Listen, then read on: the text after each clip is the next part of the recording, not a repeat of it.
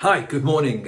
One, two, three. Sorry to disturb. I'm just thinking about this game that I'm playing. 5, 6, 7. Anyway, my name's Jonathan, and I'm going to be talking to you today. And we're looking at two Bible passages. One from Matthew chapter 25, verses 14 to 30, and then one from Thessalonians 5, verses 1 to 11. 11, 12, 13. No, that's not Thessalonians. This is me counting up. 15, 16.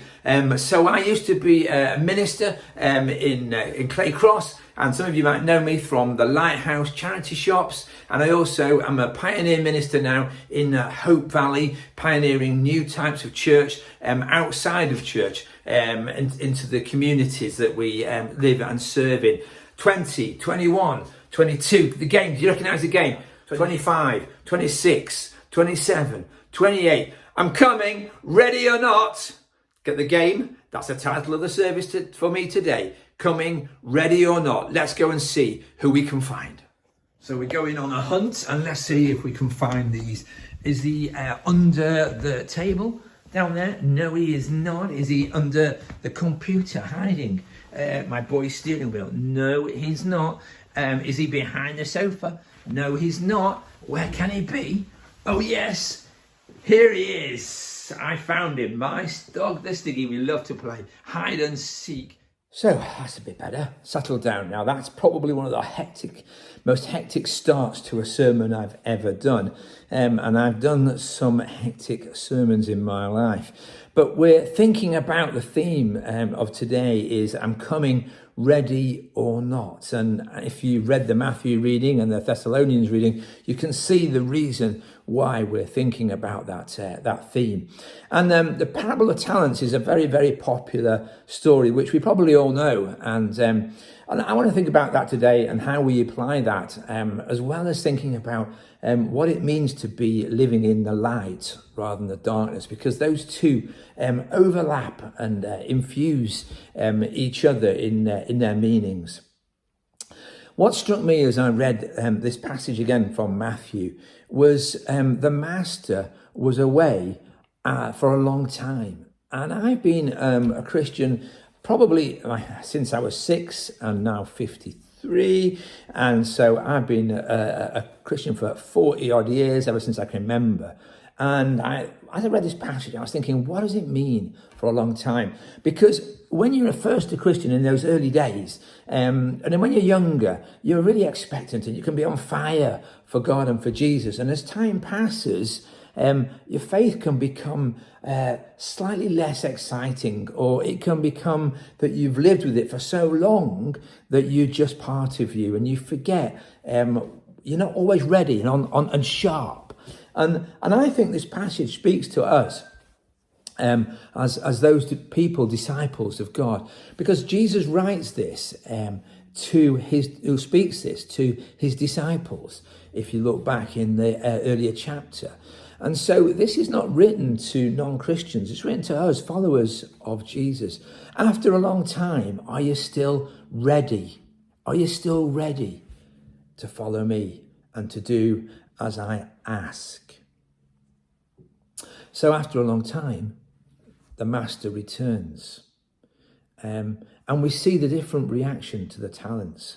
One has reinvested and worked hard with his talents. The other has done so too. And the last one is chastised really as a follower and as a disciple. And I find this quite striking and quite it's thought-provoking that the master calls him, Jesus calls him lazy and wicked for not using his talents. Again, this was spoken to his disciples. So I'm going to take us now into Thessalonians, into the darkness. And let's just think about that before we come back and consider how we can apply some of these talents to our lives. Let's go into the darkness. Reading from Thessalonians, and the writer talks about the darkness and that we are not living in darkness. And yet, here we are tonight, and I'm thinking it's dark. Look at the beautiful view that we've got. Can you see that? But we're not living in darkness. Why aren't we living in darkness? Because we are the children of light. We live in the light. And there's no point in me bringing you here on this dark night and say, look at the marvellous view that you've got, because you're not going to see it. And in the same way, if somebody was to come up on me now, I don't think I would see them, because it's dark. I wouldn't know they were here unless they shouted to me, I'm coming, ready or not. But the Bible doesn't say that. Well, the Bible says that we are people of light. So I think we need to come back here tomorrow and see this view in the daylight as children of light. So good morning, we're back here again at exactly the same spot that we were last night. And can you see the difference? You can see me, you can see the view, you can see creation in all its glory. Now in the day here, I don't have to worry about robbers or bandits, because in the times of Thessalonians writing, there were no street lights, it was pitch black. If you journeyed at night, it was not safe. But in the daylight, you see creation. We are people of this creation. And at the Hub Church, which I'm leading in Hope Valley, we try and express this so that people can see creation, and we talk about walking in it, and we walk in it together. We cycle in it and we worship together. We've even sat here and shared communion together over the views. Now, what I'm saying here is that when we live in the light, we reflect God's image. And we don't have to fear darkness or light. It says in the end of Thessalonians here, he died for us, that whether we are awake or asleep, we may live together with him. Therefore, encourage one another and build each other up, just as in fact you are doing. The imagery and darkness of light doesn't have to continue, because we live in the light, encouraged of Jesus, and we are the people that reflect this to the world that doesn't know him. Now, I was going to finish off here my whole talk, but it's getting a bit chilly, and so I think we'll just return back to the house just to look into Matthew at the practical ways that we can live as people of light in a world that needs us. So welcome back inside out of the cold, and we've seen the amazing light and the scenery that I am really fortunate to have grown up in and to live in now up here in the Peak District. So what does Jesus entrust us with? What does he entrust us with to do if we are to use our talents in this long time, or the short time, but in this time that he's talking about here in Matthew? And if we read the scriptures, we find some of the things that we're asked to do. And I want to give you some examples of what Jesus talks about, but you should, and I hope, go away and think about these things.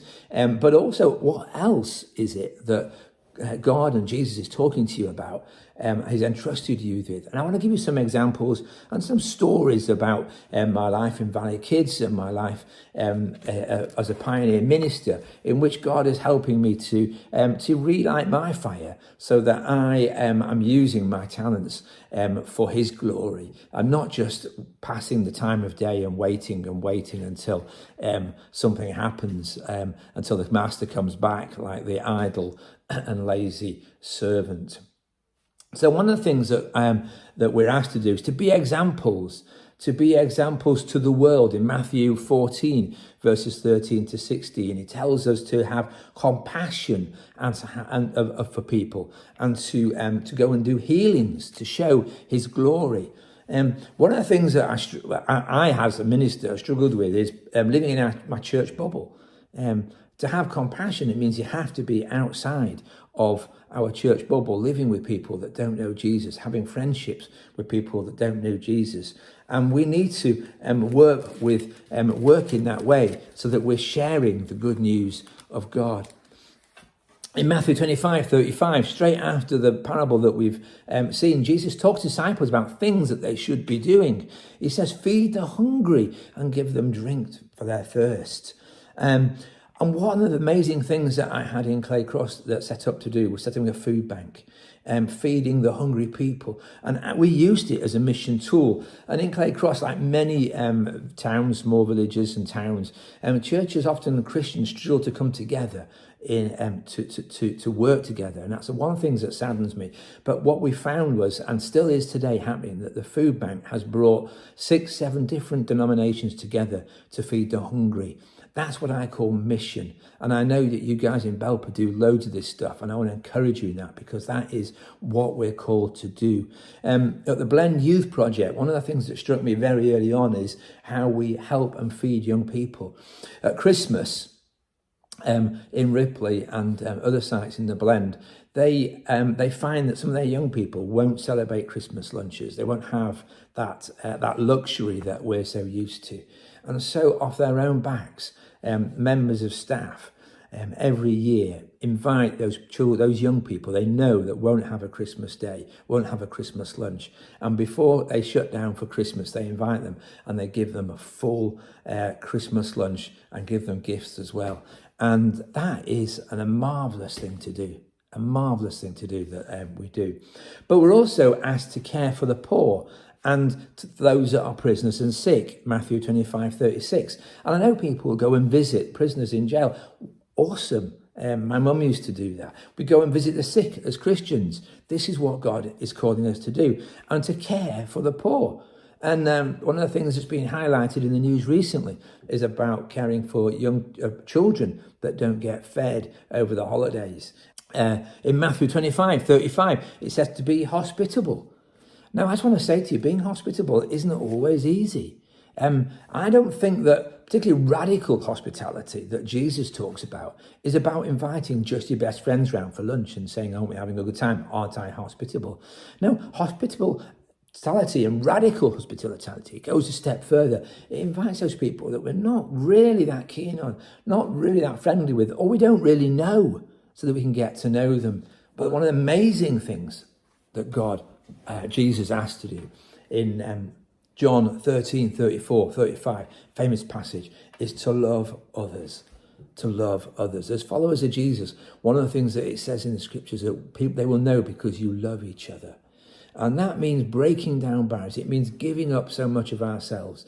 And it means relating to others, those that wouldn't relate to, and perhaps those who in the world are classed as outsiders rather than insiders, and we can share that love together. And why do we do this? Well, do we do it just because we're told to do it? Well, maybe, but actually, I think we should do it because we are, as it says in Thessalonians, living in the light. And we're to encourage each other in what the gospel asks us to do. And at the end of Matthew, in 28 verses 16-20, we see Jesus saying to the disciples to go and make disciples, to go out there and make more disciples. And we're then related to the question, well, how do we do this?